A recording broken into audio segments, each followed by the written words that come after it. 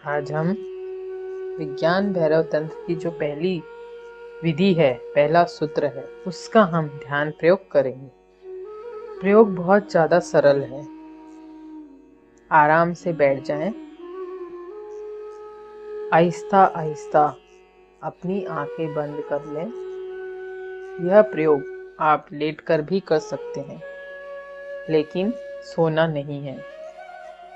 हमें जागते हुए ये प्रयोग करना है। जो बैठकर प्रयोग नहीं कर पाते, वह लोग लेटकर भी यह प्रयोग कर सकते हैं। ध्यान रहे, सोना नहीं है। आराम से बैठ जाएं। कहीं कोई तनाव नहीं होना, या फिर जिन्हें लेटना है वह लेट जाएं।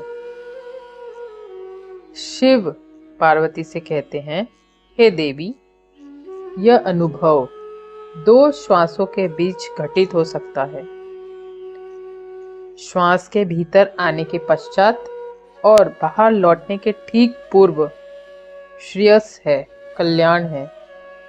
अब हम प्रयोग करते हैं। धीरे धीरे अपनी सांसों को देखना शुरू करें। पूरे शरीर को ढीला छोड़ दें। एकदम आरामदायक स्थिति में आ जाएं। अपनी सांसों को देखना स्टार्ट करें। सांसों को जोर जबरदस्ती से लेना नहीं है। जैसी सांसें चल रही हैं, बस एज इट इज वैसे ही देखना है, वैसे ही सांसों के साक्षी होना है। देखते जाएं। आपकी सांस आई, कुछ क्षण रुकी, कुछ क्षण बाद सांस बाहर लौट आई। फिर कुछ क्षण रुकी, फिर वापस सांस फिर अंदर आई। फिर कुछ क्षण सांस रुकी, फिर सांस वापस लौट आई। धीरे धीरे आपको आपकी श्वास चलती हुई दिखाई देगी। एक भी सांस बिना देखे नहीं जाना चाहिए। सांस अंदर आई, सांस बाहर गई, एक माला बनती जा रही है। जब भी हम सांसों पे ध्यान देते हैं, शरीर अपने आप शांत हो जाता है। मन के विचार अपने आप थमते जाते हैं। महसूस करें कि भीतर सब शांत हो गया है। सब कुछ ठहरता जा रहा है। सांसों को देखते रहें। सांसों के आने जाने और कुछ क्षण ठहरने पर बोध मात्र रखना है। आपको जोर जबरदस्ती से सांसें नहीं लेना है। यही ध्यान को बुद्ध भगवान आनापान सति योग कहते थे। जैसे ही श्वास भीतर आती है और जैसी ही श्वास बाहर जाती है, इन 2 बिंदुओं के बीच क्षणिक भर ठहराव है, जहां सांस रुक जाती है। उसी बिंदु, उसी पॉइंट में होश घटने लगता है। जैसे जैसे इसका होश, सघनता, ठहराव बढ़ता है, वैसे ही वैसे आप समाधि में एक दिन प्रवेश कर जाते हैं। लेकिन जोर जबरदस्ती से सांस को लेना और छोड़ना नहीं है। एज इट इज, जैसी श्वास है उसे वैसे ही देखना है। श्वास अंदर आई, श्वास को बाहर आने से पहले, मुड़ने से पहले एक क्षण के लिए श्वास ठहर जाती है, लेकिन हम इतने ज्यादा तनाव से भरे हैं, हम अपनी श्वास को देख ही नहीं पाते हैं, क्योंकि श्वास हमारे शरीर के बहुत ज्यादा करीब है और हमें जिसे देखना है तो कुछ दूरी होना अत्यंत जरूरी है।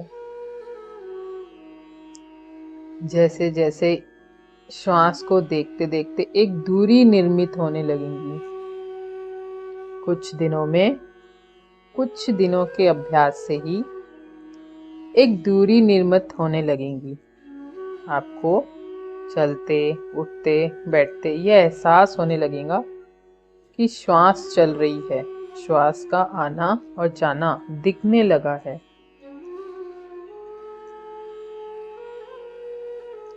आप श्वास के साक्षी होने लगे हैं।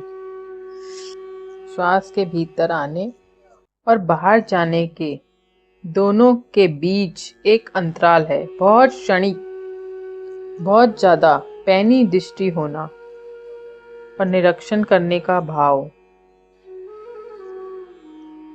अपनी आती जाती सांसों का निरीक्षण करते जाएं। श्वास भीतर आई, क्षणिक भर ठहरी, वापिस श्वास बाहर चली गई। श्वास लेने से श्वास बाहर जाने तक सब क्रिया को होशपूर्ण करना है। कहीं विचारों में, कहीं वासनाओं में, कहीं मन के ख्यालों में भूल मत जाना कि हम ध्यान कर रहे हैं। हम अपनी श्वासों के आने जाने को देख रहे हैं। बहुत ज्यादा ध्यान पूर्वक, होश पूर्वक यह ध्यान करना है। फिर देखते जाएं, अपनी श्वास के प्रति होशपूर्ण हो जाएं, सजग हो जाएं। जैसी श्वास आती है, आप भी श्वास के पीछे पीछे आ जाएं। जैसी श्वास बाहर आती है, आप भी श्वास के पीछे पीछे बाहर आ जाएं। श्वास क्षण भर के लिए रुकती है, आप भी उस क्षण भर के लिए रुक जाएं। आहिस्ता आहिस्ता पूरे शरीर में, मन में ऊर्जा ही ऊर्जा महसूस होने लगेगी। श्वास ही श्वास रह गई, आप श्वास ही श्वास हो गए। आहिस्ता आहिस्ता आपको महसूस होने लगेगा कि आपका पूरा शरीर श्वास ले रहा है और छोड़ रहा है। पूरे शरीर से श्वास आ रहा है और पूरे शरीर से श्वास बाहर जा रहा है। बस भूल जाएं बाकी कुछ, श्वास ही श्वास रह जाए। अपनी श्वासों के आने और जाने पे सारा ध्यान देना है। एक क्षण भी चूकना नहीं है। जब भी यह ध्यान करें, पूरी सजगता से, पूरे होश से बस श्वास ही हो जाना है। सारा ध्यान श्वास के आने और श्वास के जाने में होना चाहिए। जैसे ही श्वास भीतर आती है, एक जीवन का एहसास होता है। जैसे ही श्वास बाहर जाती है, एक मृत्यु का एहसास होता है। दोनों एहसास के बीच एक ठहराव है। श्वासों का आना और जाना, मैं अभी इस क्षण का बोध मात्र हूँ। मैं जान रही हूँ या जान रहा हूँ। श्वास अंदर आई कुछ क्षण श्वास ठहर गई, फिर लौटकर श्वास वापस बाहर निकल गई। इसकी माला बना ले। श्वास भीतर आई, कुछ क्षण श्वास ठहरी और वैसे ही श्वास बाहर निकल गई। फिर कुछ क्षण ठहरी, फिर श्वास भीतर आई, फिर कुछ क्षण ठहरी, फिर श्वास बाहर आई, कुछ क्षण ठहरी। श्वास लेते लेते उस वक्त उस क्षण जो भी घट रहा है उसे महसूस करें। पेट का ऊपर उठना, पेट का नीचे जाना, नाक में सांसों का स्पर्श,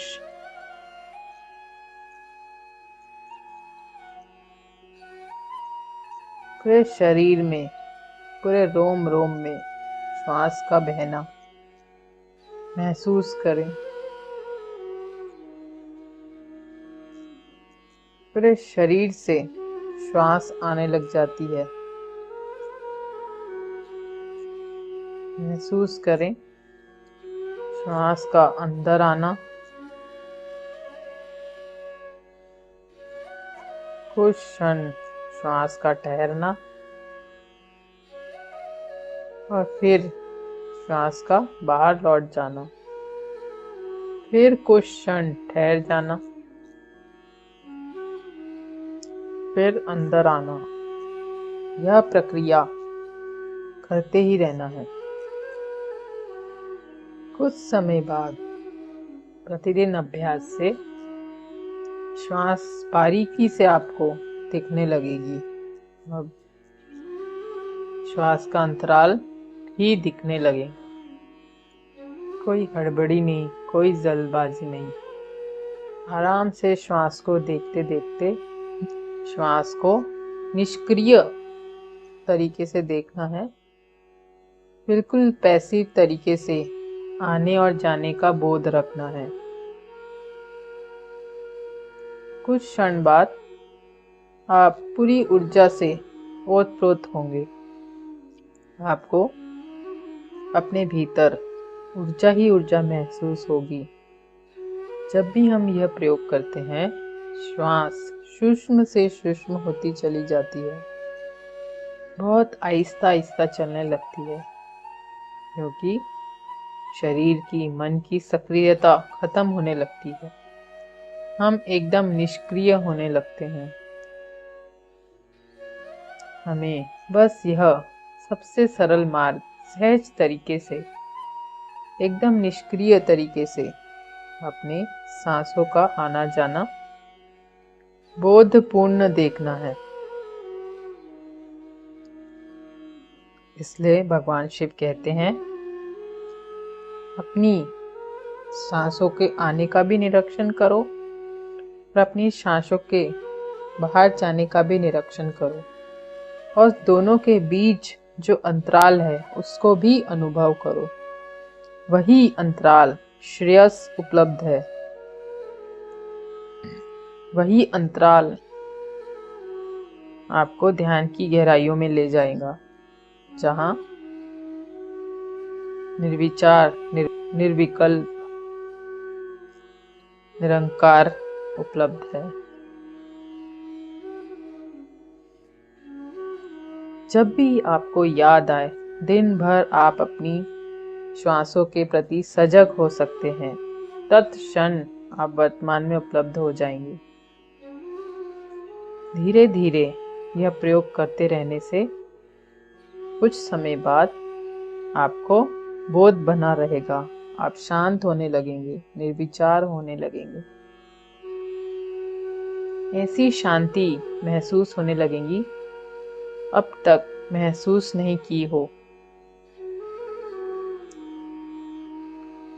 जब भी आप ध्यान से बाहर आना चाहें, गहरी लंबी सांस लेना और छोड़ना। धीरे धीरे अपने शरीर में हलचल करना और धीरे धीरे अपनी आंखें खोलकर बैठ जाएं।